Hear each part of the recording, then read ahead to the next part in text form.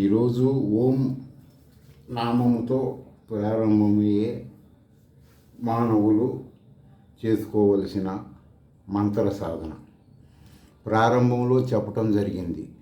అయినా ఇంకొకసారి వల్లెవేస్తున్నాను. ఓం అనేది మంత్రశాస్త్రంలో నిరాకార నిర్గుణ పరబ్రహ్మ బీజము.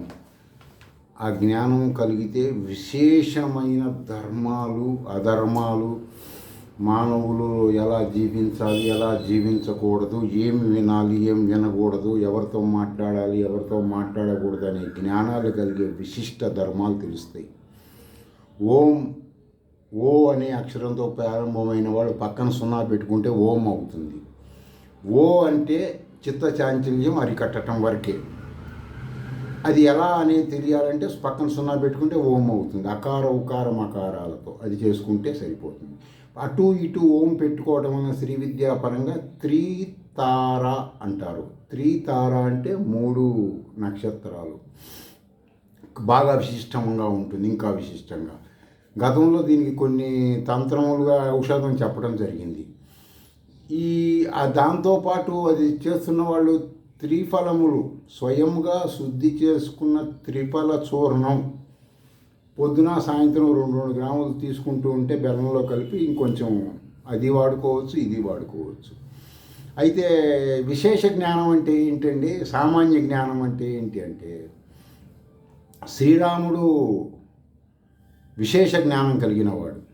అందుకే రామ ధర్మో విగ్రహ అంటారు రాముణ్ణి. జ్ఞానులు యోగులు అందరూ రాముణ్ణి ధర్మస్వరూపంగా భావిస్తారు. వాళ్ళ కుమారులతో యుద్ధం జరిగే కాలంలో సామాన్య భాషలో చెబుతున్నా, వాళ్ళు వచ్చి ఎంతసేపు ఇతనితో ఈ రాముడితో నువ్వు అలా అన్యాయం చేసావు, ఇలా అన్యాయం చేసావంటే రాముడు విశేష ధర్మాలు మీకు అర్థం కావురా, నేను చెప్పినా లోకంలో ఉన్న ప్రజల సామాన్య ధర్మమైన వాళ్ళ జ్ఞానానికి తగ్గట్టుగా నేను రాజు పాత్రలో ఉండి చేశాను అని చెప్తే వాళ్ళు అర్థం చేసుకోలేకపోతున్నారు. అప్పుడు అంటే అర్థం చేసుకోలేకపోతున్నారంటే దాన్ని ఏం చెప్పగలుగుతారంటే రాముడు చెప్తాడు అప్పటికి వాళ్ళకి, మీరు వాల్మీకి ఆశ్రమంలో వేదంగాలు చదువుకున్నారు, వేద భాష్యాలు చదవలేదు కాబట్టి మీకు అర్థం కాదు.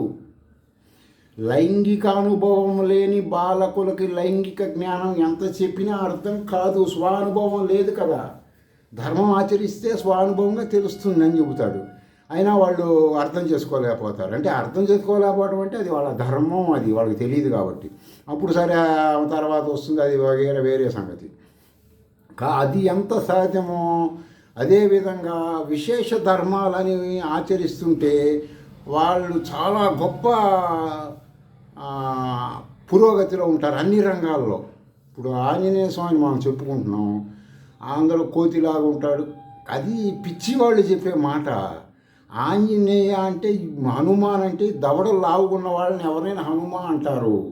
అందువల్ల వాళ్ళకి ఒళ్ళంతా రోమాలు ఉండి దవడలు లావు ఉండేవాళ్ళని హనుమా అంటారు. అలంకారం కోసం కొంతమంది సంస్కృత పండితులకి విశేష ధర్మ జ్ఞానం లేక శబ్ద అర్థ జ్ఞానం నిరుక్త వ్యాకరణం తెలియక అలా చెబుతారు. మీరు తెలుసుకోండి.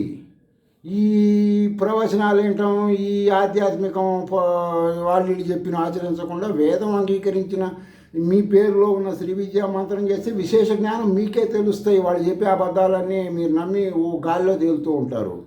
పవనపుత్ర అంటే పవనుడు అంటే గాలి. వాయుదేవుడు మనిషి కాదుగా, సంసారం చేయడు కదా, ఎట్లా పుడతాడు పవనపుత్రుడుగా? భూమి మీద ప్రతి ప్రాణి పవనపుత్రే. ఎలా అండి పవనపుత్ర అంటే శరీరంలో ఉన్న కార్బన్ డైఆక్సైడ్ ఆక్సిజన్ సిస్టమ్ తెలుసుకున్నవాడు ఆంజనేయ స్వామి. ఆయన సైంటిస్టు. దానివల్ల ఏం చేశాడు, ఇప్పుడు బ్రీతింగ్ ఒక ప్రాణులకి వాళ్ళ కర్మను బట్టి ఇన్ని సంవత్సరాలు వీడు జీవించాలి అంటే అన్ని సంవత్సరాలు హంసరూపేణ ఆక్సిజన్ తీసుకునే సిస్టమ్ ఏర్పాటు జరుగుతుంది వాడి కర్మను బట్టి. అది తెలుసుకున్నాడు కాబట్టి ఏం చేశాడు ఆంజనేయ స్వామి, హనుమంతుడు లేకపోతే రకరకాల పేర్లు, ఆయన ఆక్సిజన్ తీసుకోవటం తగ్గించి కార్బన్ డైఆక్సైడ్ లేకుండా చేసుకున్నాడు. ఆయుష్ పెంచుకోవచ్చు, ఎవరైనా పెంచుకోవచ్చు. మీరు అందుకే లలిత సహస్రనామం చదవండి అనేది అందుకే మొన్న కూడా మరాఠీ మంది కూడా చెప్పాను నేను. మీరు మా శ్రీ విద్యా మంత్రం మీ పేరులో ఉన్నది చేసుకోవటం వల్ల అటు ఇటు పెట్టి మీరు కూడా బ్రీతింగ్ తగ్గిపోతుంది. మీకు బ్రీతింగ్ తగ్గినప్పుడు ఆయుష్ పెరుగుతుంది. సైంటిఫిక్గా. ఎందుకంటే అలాని కార్బన్ డైఆక్సైడ్ లోపల పెరగదు, న్యాచురల్ సిస్టంగా జరుగుతుంది.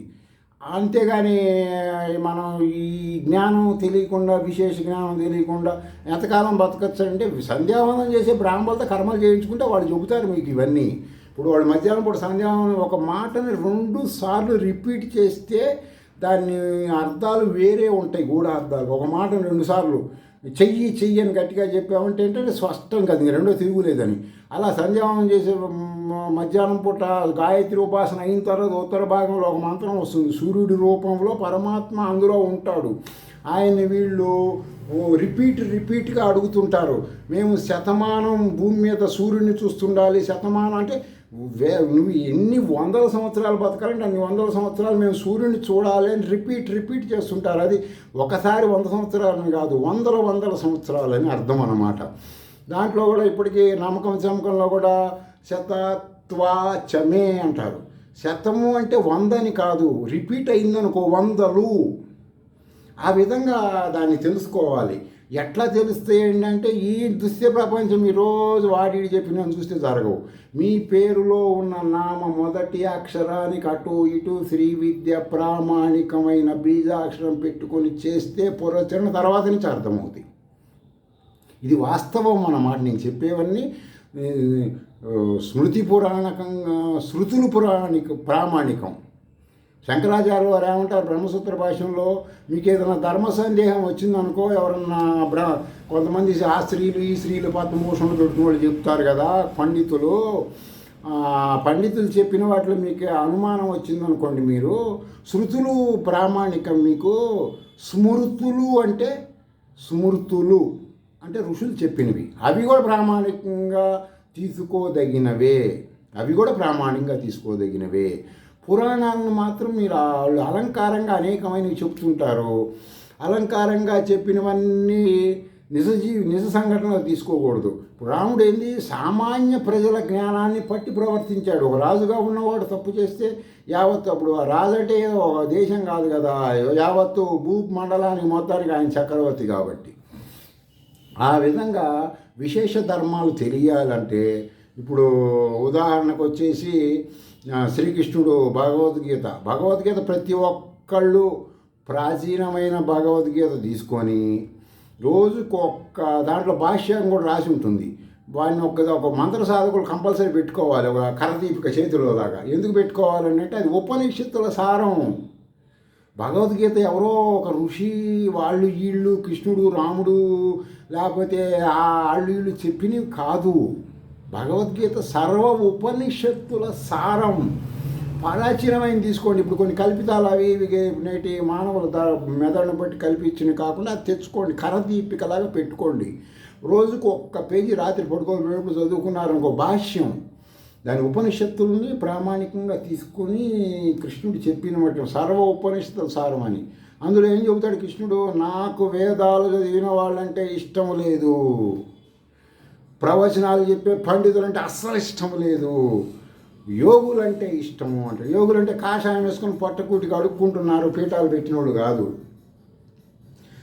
పరమహంస యోగానంద, లాహిరి మహాశైలు, తర్వాత వచ్చేసి అలా మీరు యోగులు అంటే వాళ్ళు అన్నమాట. వాళ్ళు వచ్చేసి వాయు స్తంభన తెలిసి, జల స్తంభన తెలిసి, ఈ విధంగా ఉంటుందన్నమాట. ఎక్కడ ఏ ప్రాణి చచ్చిపోయినా వాడు ఫలానా కారణంతో చనిపోయాడు అంటారు, కానీ భగవంతుడు ఊరికి చంపాడు అనరు. భగవంతుడు ఏ నాటికి ఎవరిని పుట్టిడు, ఎవరిని చంపడు.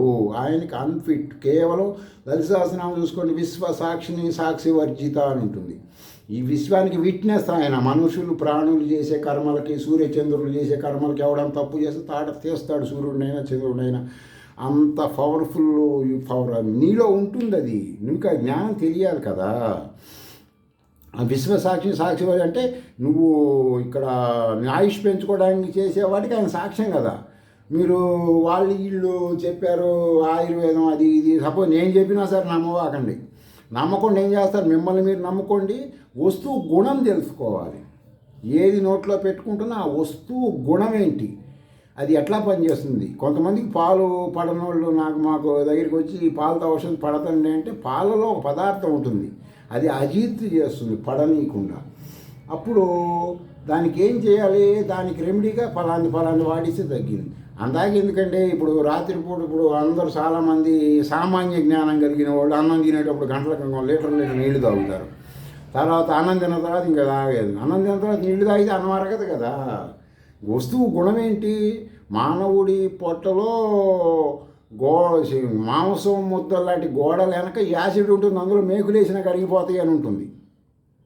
నువ్వు తినంగానే యాసిడ్ ఏమవుతుంది? మాంసం ఇట్లా ఎడల్పు అవుతుంది, లోపల పదార్థం తినంగానే ఎడల్పు అయినప్పుడు ఏమవుతుంది? పైనుంచి యాసిడ్ వచ్చి ఆహారంలో పడుతుంది.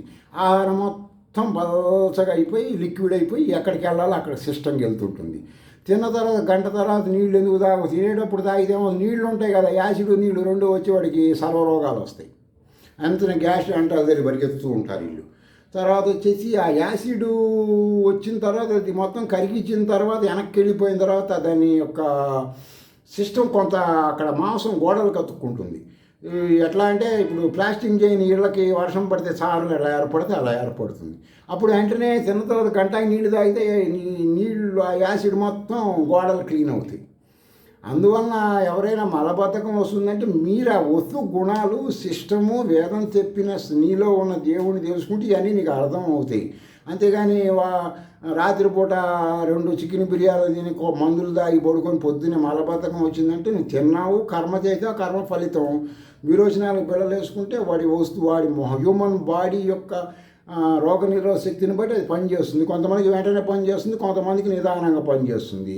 అలాగే నువ్వు చేసిన పాపపుణ్యాలను బట్టి నువ్వు మంత్రసాధన చేస్తుంటే వెంటనే ఫలితం వస్తుంది, కొంతమందికి స్లోగా వస్తుంది. ఇది సబ్జెక్టు. అలా భౌతిక ప్రపంచాన్ని ఇంటర్నల్ని ఒక జీవితం సైన్స్ని రైలు పట్టాగా తీసుకోవాలి, వేదాన్ని రైలు పట్టాగా తీసుకోవాలి. నువ్వు రైలులాగా వెళ్ళాలి. అంతేగాని వేదమే సత్యము, సైన్సే సత్యము, వేదం ఇది అది అంటే అన్నీ సత్యాలే. సైన్స్ వేదంలో నుంచి పుట్టిన తోక. అది తెలుసుకున్న వాళ్ళకి ఇప్పుడు నేను చెప్పి నేను మంత్రసాధన చేయబడి నాకు ఏమీ తెలిసినాయి. విడిగా నేటి వలసవాద విద్య చదువుకున్న వాళ్ళకి ఇది తెలుసా? వలసవాద విద్య డబ్బులు పెట్టి కొనుక్కొని చదువుకున్న వాళ్ళకి తెలియదు కదండి. ఆ డబ్బులు సంపాదించిన 37-40 రోజుల తర్వాత ఈ సంస్కృతం నేర్చుకుని ప్రవచనాలు చెప్పడానికి పనికి వస్తారు. చెప్పి ప్రజల్ని సామాన్య ధర్మం నుంచి వాళ్ళని పెరగనీరు. ఇప్పుడు నువ్వు ఒక మేడ ఉంది అనుకోండి, మేడ కింద తండ్రి నిలబడ్డాడు, కొడుకు ఫస్ట్ ఫ్లోర్లో ఉన్నాడు, తండ్రి కనపడతాడు. 2వ ఫ్లోర్లోకి వెళ్తే కనపడతాడు, 3వ ఫ్లోర్లోకి వెళ్తే కనపడతాడు, 20-30 అంతస్తుల ఫ్లోర్లోకి వెళ్తే కింద తండ్రి కనపడాడు కదా. అన్ని ప్రాణులు స్మాల్గా కనపడతాయి కదా. అది ఎలా జరుగుతుందంటే నీ ఆధ్యాత్మికంగా నీ మనసు పెరుగుతున్న కొద్దికి, ఆధ్యాత్మికం మీద భావన పెరుగుతున్న కొద్దికి వస్తు ప్రపంచమైన దృశ్య ప్రపంచం శంకరాచార్యులు వారు చెప్పింది మాయ అని అప్పుడు అర్థమవుతుంది. అప్పటిదాకా నీకు అర్థం కాదు. నువ్వు ఫస్ట్ ఫ్లోర్లో ఉంటే నీ నాన్నని కనపడతాడు, వాడు మా నాన్న అంటాడు. ఎవడికెవడు కొడుకు, ఎవడికెవడు తండ్రి. నువ్వు 20 అంతస్తు 30 అంతస్తుకి వెళ్తే కింద నీకు 100 మంది మనుషుల్ని పెట్టిన గుర్తుపెట్టమని తండ్రిని. అందరూ మనుషులే అంటాడు వాడు, అందరూ ప్రాణులు అంటాడు. ఇవి మీరు అనుష్ఠానం చెయ్యండి, తెలుసుకోండి, మిమ్మల్ని మీరు ఉద్ధరించుకోండి. ఎవడు ఉద్ధరించేవాడు ఉండడు. శ్రీ విద్య ఋషులు అంగీకరించిన మంత్ర సూక్తముని సూక్ష్మ రూపంలో చెప్పినటువంటివి, అది ఆచరించండి. ఓం ఓం ఓం ఇది అందరూ చేసుకోవచ్చు. అయితే ఔషధాలు వాడాల్సిందే, శృతి ప్రామాణికంగా దాని గుణాలు తెలుసుకోవాల్సిందే. అది సంగతి. స్వస్తి.